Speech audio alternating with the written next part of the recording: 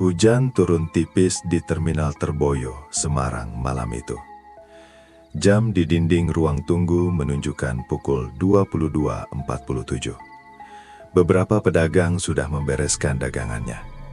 Lampu-lampu neon berpendar pucat, membuat bayangan orang tampak lebih panjang dari seharusnya. Di salah satu bangku besi yang mulai berkarat, duduk seorang pria bernama Raka. Usianya 32 tahun. Ia baru saja menyelesaikan urusan pekerjaan di Semarang dan harus kembali ke Cirebon malam itu juga. Ibunya sedang dirawat di rumah sakit dan ia tidak ingin tiba keesokan siang. Semua bus jurusan Cirebon seharusnya sudah berangkat 1 jam sebelumnya. Raka berjalan ke loket yang masih terbuka. Seorang petugas tua menggeleng pelan. "Sudah habis, Mas. Besok pagi jam 5 baru ada lagi." Raka menghela napas panjang. Ia menoleh ke arah peron yang mulai sepi.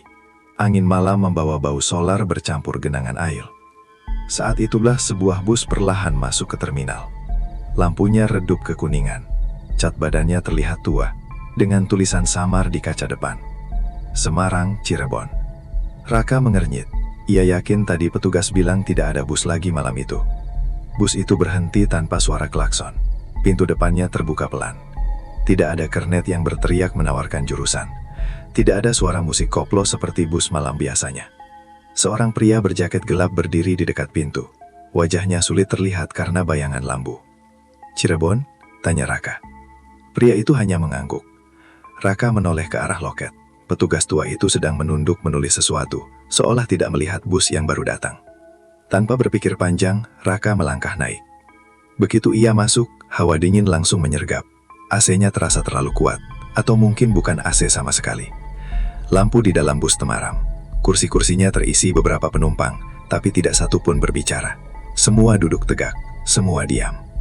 Raka memilih kursi dekat jendela, baris tengah. Saat ia duduk, ia baru menyadari sesuatu yang aneh. Tidak ada yang memainkan ponsel. Tidak ada suara notifikasi. Tidak ada bisikan percakapan. Bahkan tidak ada suara batuk. Hanya suara mesin halus yang berdengung. Bus mulai bergerak keluar terminal. Raka menoleh ke belakang, mencoba mencari kondektur. Tidak ada. Ia berdiri dan berjalan pelan ke depan. "Pak, bayar di mana?"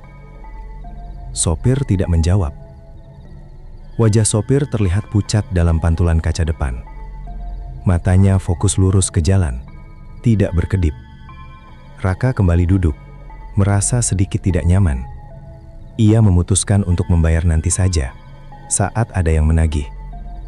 Bus melaju memasuki jalur pantura. Hujan makin deras. Lampu jalan memantul di aspal basah, seperti garis-garis cahaya yang terpotong. Sekitar setengah jam perjalanan, Raka menyadari hal lain. Tidak ada kendaraan lain. Biasanya jalur pantura tidak pernah benar-benar sepi. Truk, mobil pribadi, bus lain. Pasti ada yang melintas. Tapi malam itu, jalan seperti milik mereka sendiri. Ia mencoba mengirim pesan kepada adiknya di Cirebon. Tidak terkirim. Sinyal hilang. Ia melihat ke layar ponsel. Jam menunjukkan 23:18. Anehnya, angka detik tidak bergerak. Seperti macet. Raka mengerutkan kening, lalu menggeleng, mencoba menenangkan diri. Saat ia mengangkat kepala, ia bertemu dengan tatapan seorang perempuan tua yang duduk di seberang lorong. Perempuan itu tersenyum tipis. Kulitnya pucat, rambutnya panjang terurai, basah seperti habis kehujanan. Tapi tidak ada air yang menetes ke lantai. Raka cepat-cepat memalingkan wajah. Beberapa menit kemudian, ia mendengar suara pelan. Tangisan, sangat lirih. Ia menoleh ke belakang. Seorang anak kecil duduk sendirian di kursi paling ujung. Kepalanya tertunduk, bahunya bergetar pelan. "Dek, kamu sama siapa?" tanya Raka pelan. Anak itu tidak menjawab. Tangisannya berhenti tiba-tiba. Lalu ia mengangkat kepala. Matanya kosong. Bukan kosong seperti sedih. Kosong seperti tidak ada kehidupan. Raka merasakan bulu kuduknya berdiri. Ia berdiri lagi, berjalan cepat ke depan. "Pak, ini bus jam berapa sampai Cirebon?" Sopir tetap diam. Tiba-tiba, radio di dashboard menyala sendiri.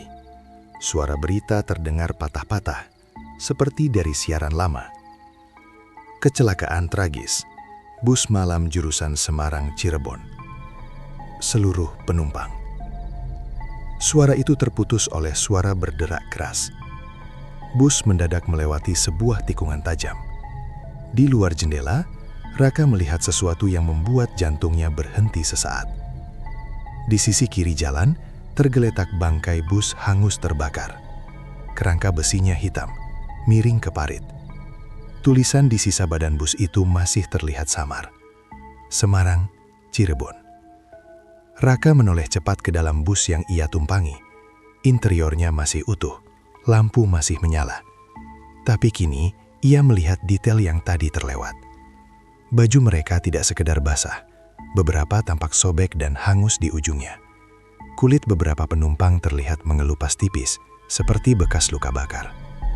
Perempuan tua tadi kini menatapnya tanpa senyum. Anak kecil di belakang berdiri di lorong. Bus tiba-tiba berhenti mendadak. Lampu padam, gelap total. Raka mendengar suara napas di sekelilingnya. Bukan satu, banyak. Saat lampu menyala kembali, semua kursi kosong. Raka sendirian. Bus tidak lagi berada di jalan raya. Ia berhenti di tengah lapangan kosong yang gelap dan becek. Pintu depan terbuka sendiri. Suara hujan masih terdengar. Raka turun perlahan, kakinya menginjak tanah berlumpur. Ia menoleh ke belakang. Bus itu masih ada, namun kini catnya pudar, kaca retak, dan bagian sampingnya gosong seperti habis terbakar. Angin malam berembus lebih dingin dari sebelumnya. Tiba-tiba terdengar suara sirene jauh di kejauhan. Lampu-lampu merah biru mendekat. Beberapa warga dan polisi berlarian. Salah satu polisi menahan Raka yang berdiri kebingungan. Mas gak apa-apa." Raka memandang sekitar. Ia berada di lokasi kecelakaan. Bus hangus di parit, kerumunan orang, dan bau tajam logam terbakar. "Busnya, tadi saya naik bus itu." Polisi menatapnya aneh. "Mas sadar nggak? Ini kecelakaan dari 10 tahun lalu. Bangkai busnya memang belum dipindahkan karena sengketa. Tapi nggak mungkin ada bus jalan barusan." Raka menoleh ke arah bangkai bus. Kini benar-benar hanya kerangka besi hitam yang diam membeku. Tidak ada lampu menyala, tidak ada sopir, tidak ada penumpang.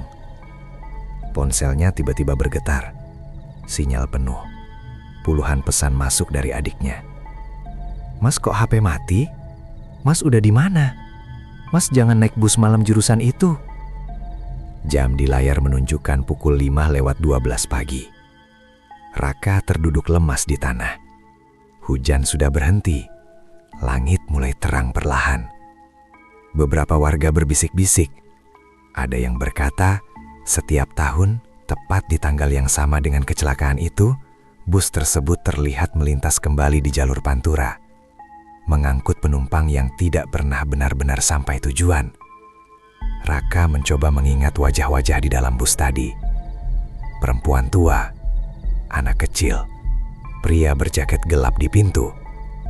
Saat polisi membantunya berdiri, ia melihat sebuah papan kecil di pinggir jalan. Tulisan yang mulai pudar. Lokasi kecelakaan bus malam, Semarang Cirebon, 17 Februari 2013. 37 korban jiwa. Tanggal hari itu, 17 Februari. Raka menoleh sekali lagi ke arah bangkai bus. Di kaca depannya yang retak, untuk sesaat, ia melihat pantulan kursi-kursi terisi penuh. Lalu semuanya hilang. Hanya tersisa angin pagi yang dingin dan bau bekas hujan di sepanjang Pantura.